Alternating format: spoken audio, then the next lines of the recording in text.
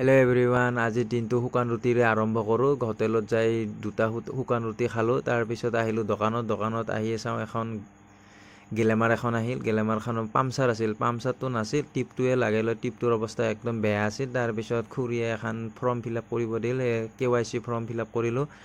তাৰপিছত কাম চাম নাই, কি কৰিম আৰু হেৰিকে খালোঁ, কুঁহিয়াৰৰ ৰসে খালোঁ। কুঁহিয়াৰ ৰস খোৱাৰ পিছত কালি যে মাল আনিছিলোঁ, সেই মালবিলাক মানে সজোৱা নাছিলোঁ, সেইকাৰণে তাড়াতাড়িকৈ সজালোঁ। আৰু গধূল হ'ল, কাম চাম নাই। গধূল হোৱাৰ পিছত মুগ দালি খালোঁ।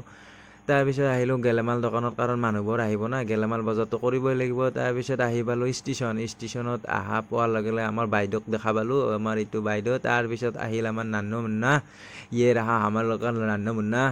তাৰপিছত বহুত দিনৰ পিছত লগ পালোঁ, এসপ্তাহমান পিছতহে বাবুটোক ল'লোঁ, ক'লাত লগালগ আহিছে একদম। তাৰপিছত ঘৰত আহি পালোঁ, এটা নহয় দুটা মানে তালা খুলিব লাগে। খোলাৰ পিছত এনেকৈ শুই থাকিলোঁ।